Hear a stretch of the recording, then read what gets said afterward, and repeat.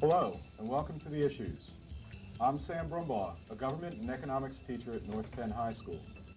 The Issues is a show where North Penn students take positions on today's important issues. Today, we will be discussing our nation's budget. First, let's find out who our student panelists are and where they stand on the issues. Hi, I'm Sean Conway. I'm Cheryl Skrzat. I'm Laura Merzig. I'm Uriah Orland. I'm Andrew Lee. I'm Stephanie Wilkie. Today, we will be discussing the Balanced Budget Amendment. Andy, where do you stand? Balanced Budget Amendment. In my opinion, it's about time that the United States somehow ratifies a Balanced Budget Amendment. It's been proven in the past that our congressional leaders do not have the self-control or the self-willpower or whatever they need to balance the budget. We are incurring a $4.7 trillion debt in this country, and something must be done. Economically, this situation is not holding strong compared to other foreign countries. Investments are down. If you take a look at our credit, we do not have any good points for lending money. We continually spend money on foreign countries, foreign aid, yet we cannot spend the money here in our own country, in the United States, to repair such things as the international, or the highways, or roads, anything international. Everybody complains that welfare can't be cut, Medicaid, Medicare, nothing can be cut, but we must cut so that we can bring the money back into the United States. The only possible way I see that for us finding a solution is in a balanced budget amendment. I disagree. Of course I support a balanced budget, any American would, but I think that a balanced budget amendment is the wrong way to go about attacking the problem. I think the process that it takes to pass an amendment is too lengthy, and it might be beyond the date that they've set to balance the amendment anyway, the budget anyway, by the time that the amendment is passed. And I do disagree that the lawmakers are not exerting enough self-control. I think that has been true in the past, but with the new Republican House and Senate, they've both proposed some budgets which call for cuts up in the billions and trillions of dollars, and they didn't need the extra incentive of a balanced budget amendment to make those moves. So I don't think that's the appropriate way to attack the problem. I believe that the balanced budget amendment topic is what brought about those cuts. If the Republicans had not been given the challenge to cut the budget by the Democrats, it would not have come about in that way. Basically, Democrats said that a balanced budget amendment is impossible. We won't be able to cut the budget at all. And so the Republicans are challenging that just to prove that a balanced budget amendment is possible. And I believe that they demonstrated we need it. While they may have solved the problem temporarily, in the future, we need to protect ourselves. I believe that the balanced budget amendment, if we don't have it in there, we will continue to spend over what we bring in taxes, which is not right, because we will continue to mount our deficits so that it becomes more and more over the years. I think it's unrealistic to assume that our economy and that in the future that that the welfare of the United States is going to be such that we won't need that buffer of money there. Even though we do have a deficit, the Republicans are obviously proposing bills and cuts that are going to reduce that deficit. And I think assuming just because we're going to balance the budget every year or however it's settled, I don't think it's realistic for us to be assuming that we're going to need to be doing that every year, that we should be allowing for emergency money for, like what Cheryl said, just for national emergencies or something like that. Provisions and safeguards are easily built into the system, and they are a part of this balanced budget amendment that they're preparing. In the situation of war, and there aren't any limitations to the provisions except that a vote must be taken in the House and Senate to approve the change in the budget. Well, and how effective is it going to be anyway if there's those provisions where you can, change the budget and break the little amendment, just based on a vote? I mean, a vote isn't that difficult to get. So if that's the case, then it might end up being ineffectual anyway. It could be, but effectively used, a 3/4 vote or a high enough percentage of vote is extremely hard to come by, especially in our situation with Republicans and Democrats constantly arguing and never agreeing on anything. I don't think it would be too incredibly easy to agree on such a thing. However, it may not work, but I believe we must test it and see, just to get things under control. We continue to incur this deficit, other countries are going to surpass us, and we're not going to be one of the #1 industrial countries anymore. We can't let ourselves become a third world country because we're incurring such a huge deficit. What do you see as the political implications of the upcoming presidential race and the balanced budget amendment? Who would like to address that issue? I think the balanced budget amendment is definitely key, and it's definitely a key issue. Obviously, the balanced budget amendment didn't pass, but the vote was not that far. There were mere few votes before the balanced budget amendment would have been passed, and a key thing that the Republicans will be searching for are getting those votes in for the next term. As for the presidency coming up, obviously the Republicans would like to see another Republican president to help boost and pass their bills that would help coordinate the success of this balanced budget amendment when it is passed. I think that the balanced budget amendment itself is not going to be a major issue. It might be a touchstone for that people are going to say, and it's something that's very easy to proclaim. I support a balanced budget amendment, and that's something tangible, rather than just saying, well, of course I support a balanced budget, which a lot of people do. But I don't think that it's. I think that the budget itself and the deficit is going to be a very major issue in the upcoming elections because so many Americans are conscious of it. But I don't think that the balanced budget amendment is going to really play that big of a role. So you don't think Robert Dole will, one of the leading contenders, will resurrect it? I think he in will, session? personally. Because if you look at our situation now, the House and the Senate propose a plan, and they call for a budget cut, and then they also call for a tax cut among the Americans, and Bill Clinton vetoes it, which means nothing gets done. And that's the key there behind the balanced budget amendment is it avoids the space between the president and the Congress of not agreeing, whereas with the amendment they have to do it. They're compelled to do it. Yes. I think that And I think in the upcoming election, if we get a president in there who is willing to work with Congress to make the cuts and to maybe not be Mr. Politician all the time where I'm looking at how the people look at me rather than what America needs, then I think that'll help our situation a lot. Okay, leadership by the Yes. polls rather than leadership on the issues. Would you suggest then that the balanced budget amendment is what people need? I think that we should at least give it a shot. I mean, whether to get our situation back under control, because $4.7 trillion is an enormous amount, and right now we just aren't doing anything about it. I mean, the government is like a child in a toy store. Okay, well, let's talk about getting the deficit under control. There are two plans currently being circulated in Washington, one the Senate proposal and one the House proposal, which would cut over $1 trillion in debt by this current, I believe, fiscal.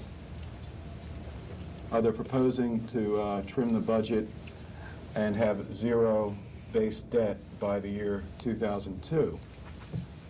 The Senate's budget and House's budget are on line with what the Republicans promised. How do you see this budget fight shaping? I think this is what we need. This shows that the budget plan is feasible and is possible. Obviously, given the cuts, everyone said, you can't do this, you're going to have to cut welfare, you're going to have to cut Medicaid, Medicare. It's true, and here it is. In writing, we're ready to do it. Well, I agree. Absolutely, cuts do need to be made, as I said before. I just hope that with the whole fervor of balanced budget and Americans cutting the deficit, I just hope that the lawmakers don't act too hastily in their decisions and say they're going to make all these cuts and not have the preparation and have the planning ready to be able to make these cuts and be able to hurt as few people as can be hurt, because obviously someone is going to be hurt by these cuts, and I hope that they are just careful enough in their planning that doesn't have to happen.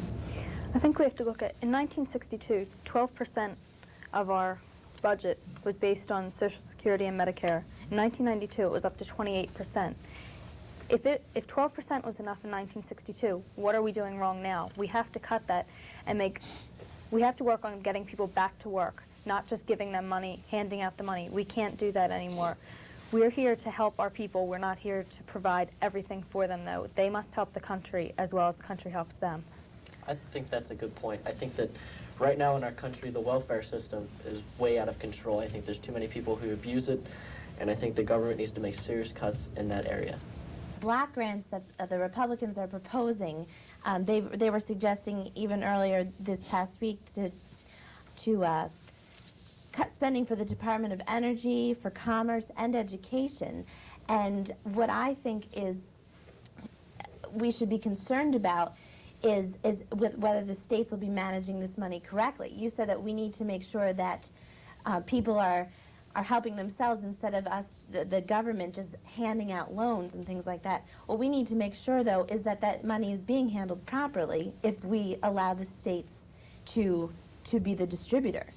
And I just think there are a lot of things that are being unrealistically cut, like the Medicare and the Medicaid, and yes, that is, there's our big spending problems that we've been having, but also it's going to hurt many people in the long run. I think that Laura brings up an interesting point with that. They say, yes, they're going to cut all of this money out of the federal budget, but how much of that is going to be put on the states? And when you come down to the practical matters of it, if a person is giving his money away in taxes to the state, or if he's giving it away to the government, he still doesn't have, that money for himself, and there's no guarantee that the programs are going to be any more effective or any better. And how do you propose to deal with that? I think we have to look to private institutions to help us deal with it. Look at PBS. The funding was cut off on that, and private institutions have come up with the money for that. It has not suffered in any way, shape, or form. We just have to continually look for that. It's in education things. We have to look for companies to give out scholarships instead of having all the financial burden be put on the federal government. But there's no way to compel them to do that. I mean, yes, people are going to support PBS because that's Sesame Street, and that's something that everybody knows about and everyone is very, fond of. But what about something like education, because the education system is looked so far down upon? Or what about welfare? I mean, how are you going to encourage private corporations to give their money to something? I think one of the solutions in the medical field, we're looking at major cuts in Medicare, Medicaid, not so much in the welfare programs, although they are large. And to make up for the medical programs, I think we should look towards private HMOs and getting people registered and active in some kind of private insurance programs at younger ages, and even place some of that burden on the businesses to have part of the paychecks be given directly to medical programs and private insurance agencies, so that we don't have people around who don't have insurance and who constantly rely on the system to cover their needs. You made a very good point saying that private industry can't handle everything, but then again, the government can't handle everything either. My question would be, what is going to happen? I mean, if you're depending on people's charity, is there going to be some sort of a safeguard? Is the government going to end up picking up that slack anyway if the giving isn't what is expected? Or, I mean, I'm just wondering what kind of programs you can expect to set up in the private sector which are guaranteed to be effectual. Well, I think that you can help it by putting incentives for the company to give money, such as tax-free on that money that they give. And I think that'll make the businesses say, all right, we'll get that money for free. If we give it away, it's going to help us just as much as it's helping the other people. Now, we've all talked about an agreement on deficit spending. We want to balance the budget. Now comes the hard part. What programs are you going to cut, and by how much? Let's start with some of the controversial ones. National Endowment for the Arts. There you go. How do you feel about that, Uriah? I think it should be cut. I think right now it's not doing anything for us. It's just one of those Mickey Mouse government programs that's there just because the government wants to be a bunch of nice guys. I think that is really sad, actually.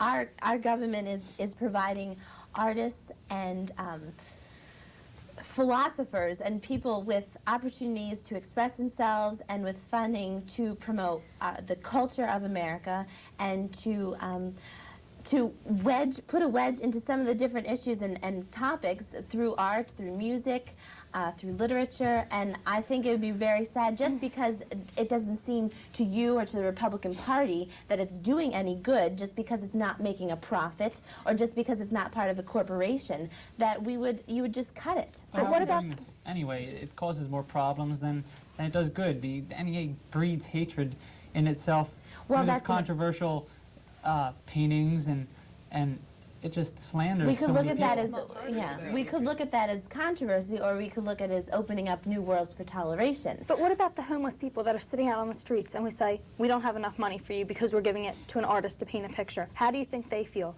They're sitting there without home, food, anything, and yet we're giving it to arts. Well, the Republicans are so concerned about handing out welfare checks that I don't know why that would be such a big problem to cut that either.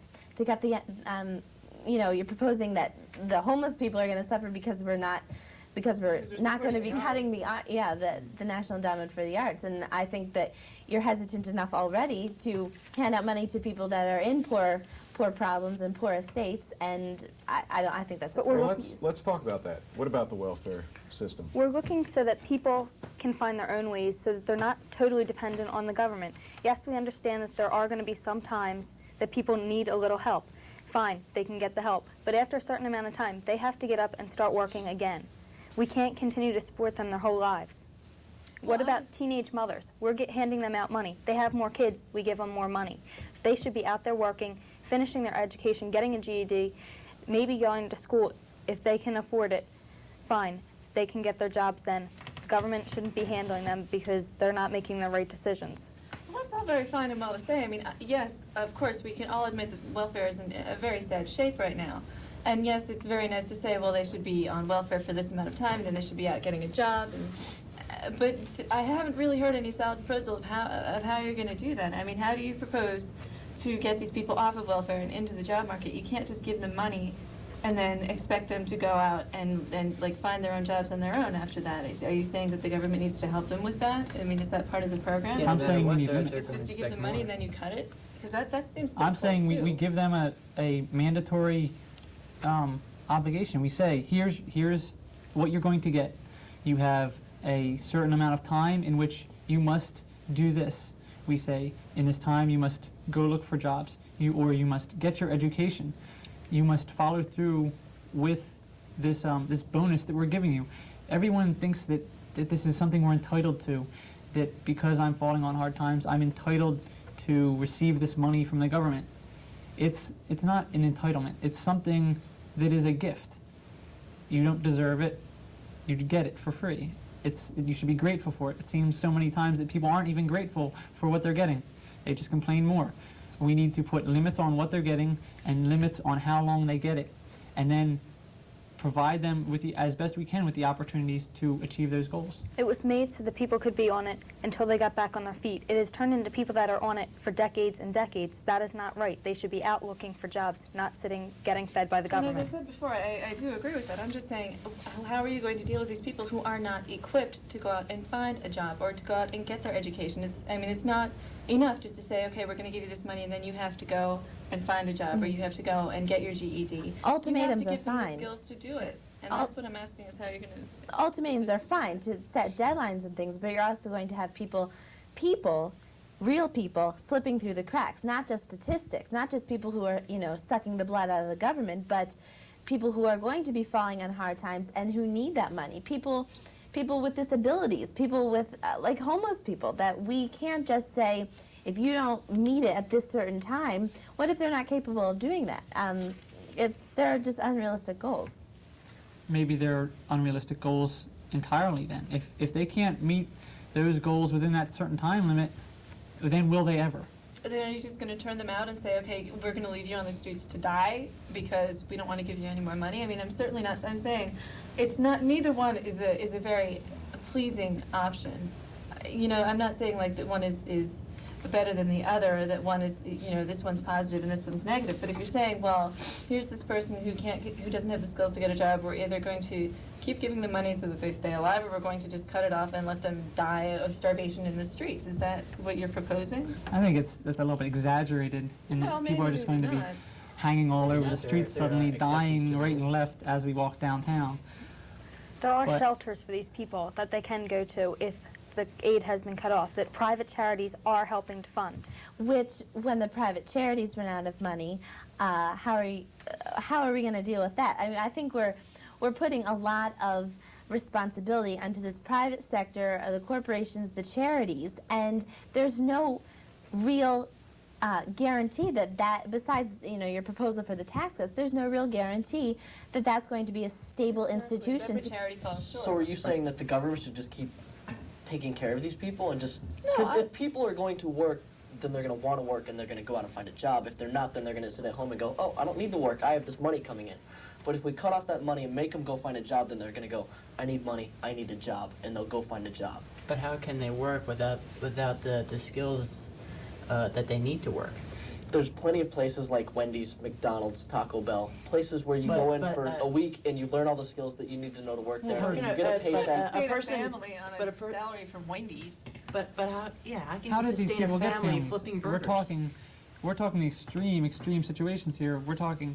You're talking about the people that are going to be dying right and left here.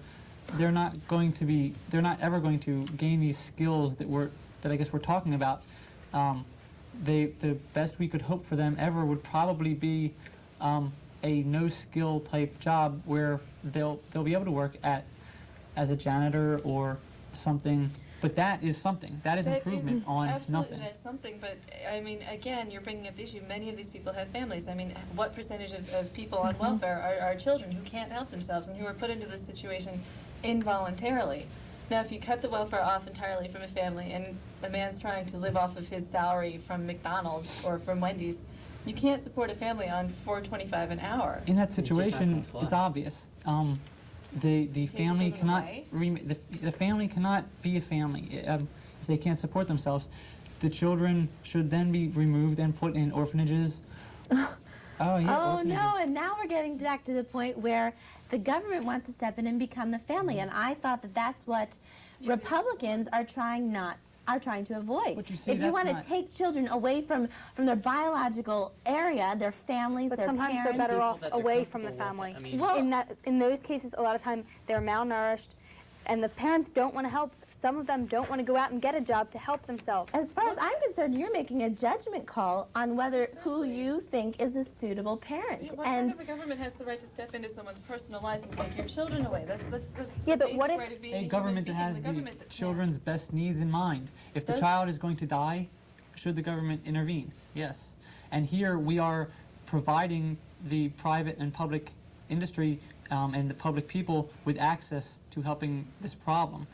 You take the children in orphanages, and the public can then voluntarily take these children and provide them with homes and a loving environment. That is very but- idealistic to No, say that that is the cruel. children are going to just be adopted by these wonderful, loving families. But sometimes the kids are parents going can to get like back it. on their feet in that amount of time.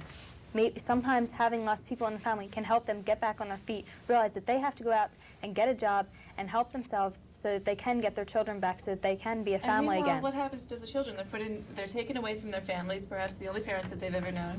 They're put in orphanages where, I mean, who knows what kind of care and treatment they're going to receive, and then you're going to put them back with their parents. What is that going to do emotionally and psychologically? You to a leave them with their developing child? parents. They are remaining there uneducated. They basically waste away as they're there. We take them, you put them in orphanages. You know that they're they're being well fed. They have access to medical facilities, medicine, and they have an education. They will be educated, and they'll be better off in the future. Kind of moved a little bit away from the budgetary constraints of welfare and moved into the sociological impact of the welfare system. Why don't we visit the healthcare proposals? One of the largest growing areas in our budget is healthcare entitlements. And President Clinton, when he proposed his healthcare reform, identified it as one of the big problem areas with our budget in terms of financial outlay. What do you think about the Medicare and Medicaid programs and the proposals in Congress now to reform them? I think that the government control of any type of insurance plan, medical insurance plan, is just wrong. The government cannot handle that responsibility at all, and it must be passed on into some sort of privatized industry, not necessarily all at once. I think it'll have to be gradual, but we have to break down this Medicare and Medicaid system that we have, because it's not working, it's inefficient, and it does not work when you get down to the point. I'm looking towards something of incentives for companies and industries to make health organizations mandatory HMOs and insurance plans available to all their employees. So managed health care is what you're looking at. How do you feel about the Medicare and Medicaid debacle? Well, again, I think that reform is called for, but I'd like to bring up the earlier issue. If the government gets all gung-ho about making these budget cuts, where does that leave the people? I mean, I would hate to see someone not receive the medical care that they deserve, and someone being in agony or dying because they can't receive the medical care that they need. And again, it's the situation where there is no positive solution. It's either you have this person dying or in agony, or you can help them with governmental funds. And I don't know what the solution is to that. I'm not saying that I do. I just see that as like the two alternatives. Well, I see that's where Medicaid is needed and will probably always be needed, for those extreme situations where people do not have any insurance and they are just laying there dying. But the problem is with the system, it's grown and grown and grown to the point where it isn't just there for the extreme situations, it's there as an everyday type of situation for families and for a large portion of the population. It's frightening to see how it started as just a temporary insurance plan to help people, and now it's just grown to the point where in the future I think we'll have a hard time getting away from this system unless we can break free right now. Well, this is my question for you, though. You're saying that you want, if I understand, you're saying that you want insurances to be in every corporation, every company, so that every worker receives these benefits. Is that correct? Yes. And then are you saying, therefore, that the insurance companies, which are private industries in which the government shouldn't have, as much control over in a capitalist system, are you saying that they're going to be forced to accept people under their policy, and they're going to be forced to pay for medical care and medical coverage for everyone? Oh yes, definitely new types of laws and coverages will have to be worked out. But isn't that, I don't want to use the word communist, but isn't that what it is? You're forcing these people, it's the state coming in and forcing a private industry to do what they may not want to do, and to run their business the way that they may not want to? No, I think the key will be in making the options of insurance enticing. We want the companies to voluntarily join in and to become involved. And if they don't, then what? There's no way to find out unless we try. We can always say, what if it's not going to work? Well, we can't answer those questions. What if it does work? You just don't want to leave yourself with a bigger mess than what you've already got. I think it's How pretty can I hard to s- get a bigger yeah. mess than what we have now. Well, you can always say that, but you never It can know. always get worse. Well, that's our student spin today on issues. Join us next time when we will be talking international trade. I'm Sam Brumbaugh for North Penn Television, thanking you.